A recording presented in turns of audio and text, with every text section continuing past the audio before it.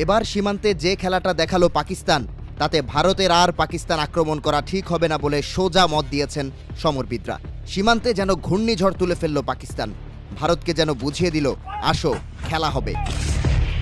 এ যেন অন্য এক পাকিস্তান। এ পাকিস্তান যেন এ যাবৎকালের সকল হিসেব কড়ায় গণ্ডায় আদায় করে নিতে প্রস্তুত। পাকিস্তানের আকাশ জুড়ে যুদ্ধবিমানের গগন বিদারী গর্জন আর ভূমির বুক চিরে শত শত ট্যাঙ্কের অগ্রযাত্রায় পাকিস্তান সেনাবাহিনী দেখিয়ে দিল তারা শুধু প্রতিরক্ষা নয়, প্রতিশোধের জন্য ভয়ঙ্করভাবে প্রস্তুত। বৃহস্পতিবার পাকিস্তানের টিল্লা ফিল্ড ফায়ারিং রেঞ্জে অনুষ্ঠিত হল ইতিহাসের অন্যতম আগ্রাসী সামরিক মহড়া এক্সারসাইজ হ্যামার স্ট্রাইক। এই সামরিক মহড়ায় উপস্থিত ছিলেন স্বয়ং পাকিস্তানের সেনাপ্রধান জেনারেল সৈয়দ আসিম মুনির। মহড়ায় একটি সাঁজোয়া ট্যাঙ্কের ওপর দাঁড়িয়ে ভারতকে উদ্দেশ্য করে স্পষ্ট হুঁশিয়ারি দেন পাক সেনাপ্রধান। বলেন, ভারতের যে কোনো সামরিক দুঃসাহসের দ্রুত, কঠোর ও ধ্বংসাত্মক জবাব দেওয়া হবে। ভারতও একা নয়, পাকিস্তান আঞ্চলিক স্থিতিশীলতার প্রতি প্রতিশ্রুতিবদ্ধ, কিন্তু জাতীয় স্বার্থ রক্ষায় আমাদের প্রস্তুতি এবং সংকল্প অত্যন্ত দৃঢ়।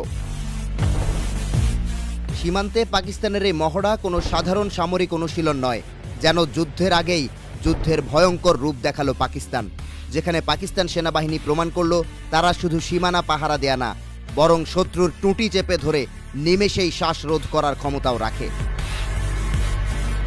পাকিস্তানের সীমান্তবর্তী এই সামরিক মহড়ায় দেখা যায় আকাশে ছুটে চলেছে একের পর এক মাল্টি রোল ফাইটার জেট, অত্যাধুনিক সব হেলিকপ্টার থেকে ঝরে পড়ছে মিসাইলের ঝাঁজ, ভূমিতে একযোগে তাণ্ডব চালাচ্ছে লং রেঞ্জ আর্টিলারি ও আধুনিক সাঁজোয়া ট্যাঙ্ক, আর পুরো অপারেশন চালিত হচ্ছে উন্নত এআই ও যুদ্ধ প্রযুক্তির সহায়তায়। আইএসপিআর জানায়, পাকিস্তান সেনাবাহিনী আজ এমন প্রযুক্তি ও কৌশলের অধিকারী যা সমগ্র দক্ষিণ এশিয়ায় এক অনন্য উদাহরণ।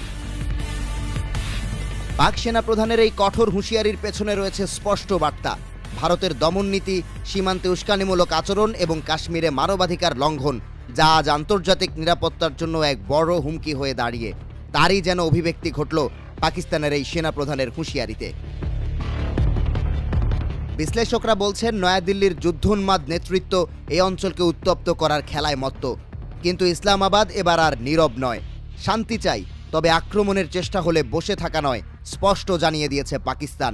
গতকাল এক সংবাদ সম্মেলনে পাকিস্তানের উপপ্রধানমন্ত্রী ও পররাষ্ট্রমন্ত্রী ইসহাক দার জানিয়েছেন, পাকিস্তান আগে থেকে যুদ্ধ শুরু করবে না, কিন্তু ভারত যদি করে তাহলে তাদের কঠোর জবাব দেয়া হবে। এদিকে চীন ইতোমধ্যেই পাকিস্তানের অবস্থানকে সমর্থন জানিয়ে বলেছে, ভারতের একতরফা আধিপত্য বিস্তারের প্রয়াস কোনোভাবেই মেনে নেওয়া হবে না।